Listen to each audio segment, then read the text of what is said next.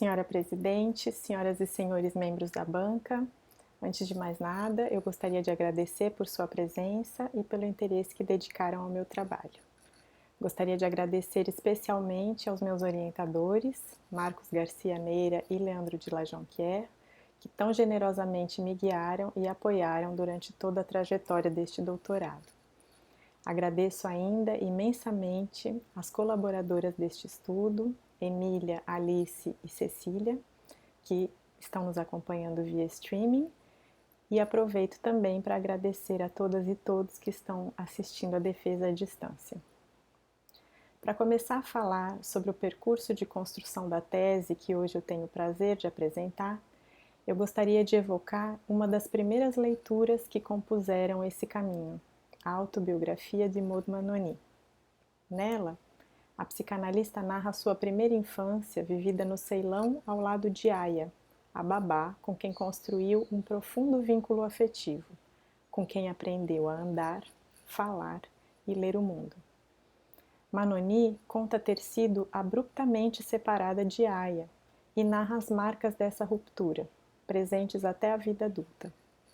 Essa é apenas uma das muitas histórias que atestam a importância dessas educadoras informais esquecidas pelas ciências da educação sobre as quais meu estudo se interessa. Intitulada Só Cuidar, Corpo Sensível e Aprendizagem no Cuidado Doméstico de Crianças, esta tese é o produto de um itinerário de pesquisa desenvolvido entre a Universidade Brasileira e a Universidade Francesa, e que, portanto, se beneficiou da influência de diferentes culturas e estilos acadêmicos. Os efeitos desse encontro de mundos se fizeram sentir desde a definição do objeto de estudo. Ainda no Brasil, quando eu me preparava para o doutorado na França, minha professora de francês me perguntou: "Você vai como jeune fille au pair?" Foi a primeira vez que eu escutei esse termo, e essa pergunta desvelou-me a existência de uma prática transnacional de cuidado que até então eu desconhecia, a realidade de mulheres brasileiras que trabalham na França exercendo o cuidado doméstico de crianças. Eu, que no mestrado havia estudado os caminhos e experiências corporais pelos quais uma educadora da primeira infância, atuante em espaços formais e não formais, constrói sua identidade docente, percebi que o passo seguinte a ser empreendido no doutorado seria investigar os caminhos pelos quais esse outro ator social, a babá, constrói seu papel educativo no espaço informal da domesticidade, desta vez sem o reconhecimento de seu status de educadora. Naquele momento, minha percepção desse papel educativo, ainda intuitiva e não refletida, se baseava sobretudo em minha experiência de 15 anos de trabalho em escolas de educação infantil em São Paulo, onde eu constatava cotidianamente a importância silenciosa das babás na formação das crianças. Eu queria saber como as mulheres brasileiras que trabalham em lares franceses exercem o cuidado nesse contexto intercultural, se elas ensinam algo às crianças e como o fazem, de onde tiram os recursos necessários para serem as babás que são. Me propus então a investigar o trabalho das babás migrantes a partir de uma perspectiva educacional.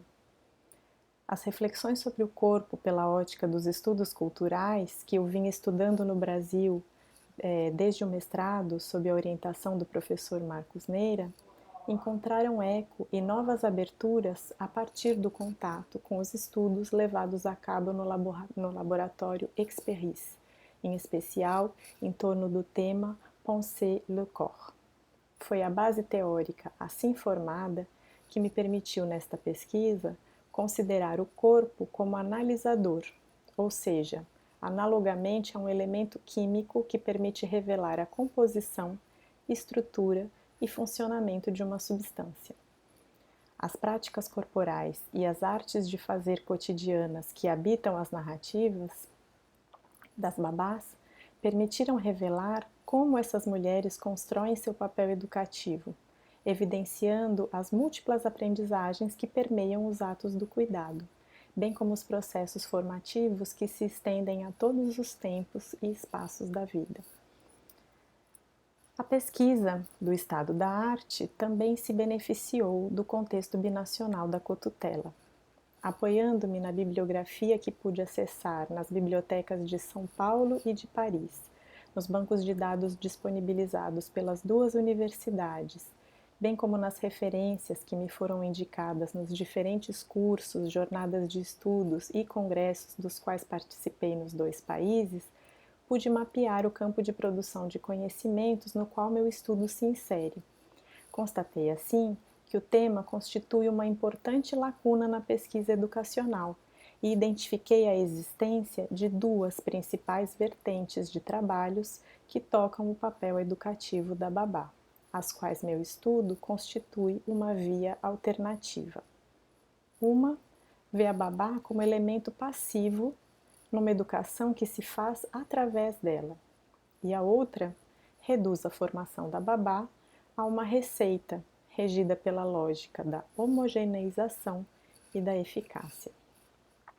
Na primeira vertente, presente sobretudo em abordagens históricas e sociológicas sobre o trabalho doméstico, a babá é considerada como um elemento mormente passivo de uma educação nefasta que se faz através dela, uma educação subliminar que reproduz desigualdades de gênero, raça e classe, e que socializa crianças em sistemas de privilégio. Meu trabalho não nega esse fenômeno, ao contrário. A primeira parte da narrativa de Emília, em especial, mostra de maneira tocante como são vividos na pele os mecanismos de despersonalização da babá sobre os quais esses trabalhos falam, e permite identificar os efeitos nocivos dessa reificação, tanto para a babá como para a criança. Mas as narrativas de Emília, Alice e Cecília não mostram que a educação presente no cuidado doméstico de crianças não se esgota nesses efeitos de reprodução de desigualdades. O papel ativo e criativo da babá como educadora, o seu poder de ação, é o que permanecia inexplorado e que eu procurei então investigar. Percebi que o véu que oculta seu status de educadora informal se deve à persistência, no campo das domesticidades, de um paradigma dissociativo que há muito já vem sendo refutado nas instituições de acolhimento coletivo de crianças, aquele que separa cuidar e educar. Foi na antropologia do corpo, em especial nos escritos de Le Breton, que encontrei os fundamentos dessa clivagem, ligados a uma noção de corpo mecânico, dissociável do sujeito, herdada das ciências anatômicas. E foi na fenomenologia, em especial em Husserl e Merleau-Ponty, que encontrei os elementos para refutar essa reificação e pensar os corpos da babá e da criança como corpos sensíveis, sujeitos da experiência de ser no mundo. Na segunda vertente, encontrei estudos, sobretudo em psicologia e educação, nos quais o reconhecimento do papel educativo da babá, num ou noutro campo específico, como por exemplo a aprendizagem de uma segunda língua ou a formação moral das crianças, leva à indicação de uma formação específica que capacitaria a babá para exercer tal função. De caráter tecnicista, tais prescrições desconsideram os saberes que a babá já carrega para o exercício do cuidado e mascaram a multiplicidade de visões existentes sobre a criação das crianças, terreno dos jogos de poder que definem a norma e o diferente, exótico ou desviante. Contrariamente ao reducionismo dessa abordagem, me interessei por compreender a gênese biográfica dos saberes que fazem viver o cuidado de crianças. Desse modo, meu estudo não recusa a importância de cursos formais voltados às babás, mas destaca os saberes que elas carregam e considera que toda nova aprendizagem só ganha sentido quando integrada pelo aprendiz em seu horizonte de vida, onde entra em relação com o conjunto de saberes que constitui sua reserva biográfica. Foi no pensamento alemão da Bildung em que se enraiza a pesquisa biográfica em educação, que encontrei os fundamentos para ampliar a noção de formação e levar em conta a perspectiva fenomenológica da aprendizagem. De fato, o conceito de aprendizagem biográfica possibilita pensar as narrativas biográficas de babás como narrativas de formação. A pesquisa de campo foi igualmente pontuada por incontáveis desafios e descobertas ligadas ao contexto de mobilidade em que vivi o doutorado. A primeira grande dificuldade foi encontrar a via de acesso a essas mulheres. Quando desembarquei na França, me vi num país estranho onde eu praticamente não tinha conexões. Como encontraria babás brasileiras? Depois de algumas tentativas sem sucesso, fui beneficiada pelas redes de comunicação e solidariedade que se criam virtualmente em contextos migratórios, pois um anúncio colocado numa rede social, num grupo chamado Brasileiras em Paris, me colocou imediatamente em contato com um grande número de mulheres que me procuraram porque queriam falar sobre a experiência de ser babá na França. O desafio seguinte foi construir a relação de confiança que permitiria realizar as entrevistas com a profundidade necessária. E aqui, as pistas oferecidas pelos referenciais metodológicos da pesquisa biográfica foram fundamentais para trilhar um caminho em que, de fato, eu e as entrevistadas pudéssemos nos engajar numa investigação compartilhada. Ouvindo Emília, Alice e Cecília falarem como vivem e significam seu trabalho, logo revisei minha primeira ideia do que seria uma intenção educativa. Inicialmente, eu pensava que seria apenas uma vontade de ensinar algo à criança. Mas ouvindo-as, percebi que, na verdade, se tratava de um movimento de mão dupla. Havia, sim, a intenção de transmitir algo às crianças e até mesmo às famílias empregadoras. Mas havia, ao mesmo tempo, uma vontade de aprender algo trabalhando como babá. Foi em referência a essa intenção que Alice justificou ter descartado a possibilidade de trabalhar numa família que lhe oferecia um excelente salário e documentos para permanecer em solo francês. Apesar dessas vantagens, ela sentiu que nada aprenderia ali e que aquilo que ela poderia ensinar não importava àqueles empregadores. Eu percebi então que essa intenção educativa que engloba ensinar e aprender desempenha um papel central na integração do trabalho como babá num projeto de si, permitindo às narradoras significar essa experiência num fio que costura passado, presente e futuro. A própria ideia de transmissão, central para a compreensão do papel educativo da babá, foi ganhando contornos mais nítidos gradativamente. Lendo o corpus composto pelas narrativas, dei-me conta de que o que eu inicialmente percebia como um algo mais, que as diferenciava do discurso dominante do só cuidar, era, na verdade, a presença de um componente não anônimo em seu modo de interagir com as crianças. Nesse ponto, o conceito de laço educativo e a desconstrução das fronteiras entre cuidado e educação, desenvolvidos pelo professor Leandro de La Jonquière no marco da psicanálise em educação, funcionaram como chaves teóricas para a elucidação das aprendizagens implicadas no corpo a corpo do cuidado. A interação entre babá e criança se constitui como laço educativo justamente pela presença, no modo de cuidar corporificado pela babá, de marcas simbólicas construídas na vida, marcas que atestam que aquele sujeito tem uma história, marcas simbólicas que outrora foram recebidas e que hoje são transmitidas às crianças durante os atos de cuidado. Marcas estas que o paradigma dissociativo tenta apagar por meio da clivagem entre cuidar e educar. Esse movimento, que aparece em todas as narrativas, é expressivamente condensado nas palavras com que Cecília narra seu trabalho com o garoto sob seus cuidados.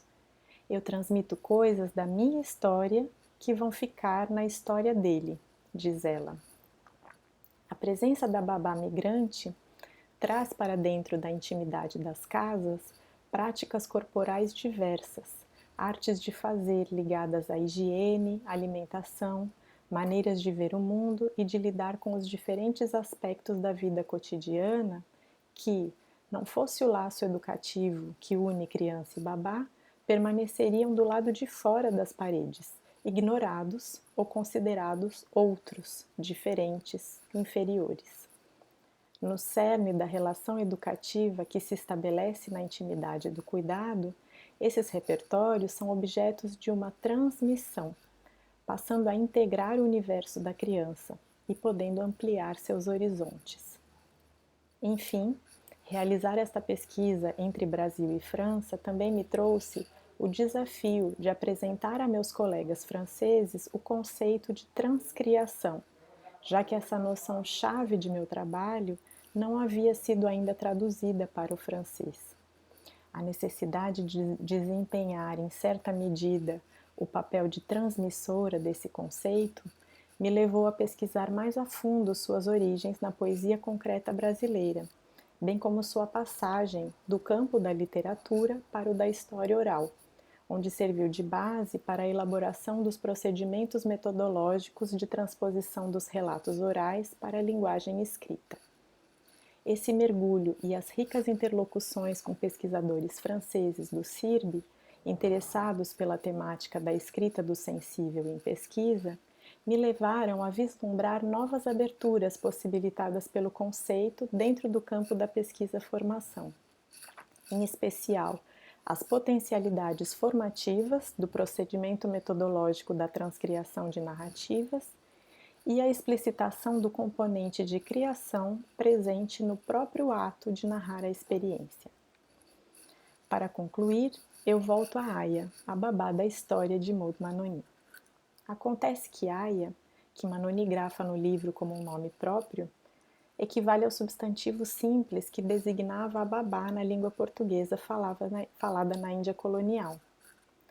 Embora nunca saberemos se se trata apenas de uma improvável coincidência e que esse era mesmo o nome daquela mulher, ou se era, como tudo indica, simplesmente o nome genérico da função que ela desempenhava, o que importa é justamente essa ambiguidade. Aos olhos da criança, a pequena Manoni, sim, era Aya com A maiúsculo, uma pessoa singular, com nome próprio e história. Alguém com quem se tece um vínculo afetivo, portadora de uma bagagem simbólica a transmitir. Já para os adultos do entorno, era Aya com A minúsculo, uma babá objeto, sem nome ou história, sem cultura ou saberes prévios, sem o desejo que anima um laço educativo. Alguém desempenhando uma função pretensamente neutra e mecânica. Espero com esta tese contribuir para a superação do apagamento da dimensão educativa do cuidado doméstico de crianças. Apagamento que se apoia na negação da babá como sujeito biográfico e na reificação dos corpos adultos e infantis envolvidos no cuidado. Desse modo, será talvez possível começar a reparar uma lacuna histórica, finalmente chamar as babás por seus nomes, conhecer e valorizar os percursos singulares pelos quais elas constroem seu papel social de educadoras informais. Obrigada pela sua atenção. Será um prazer ouvir os seus comentários e desenvolver a reflexão a partir das suas perguntas.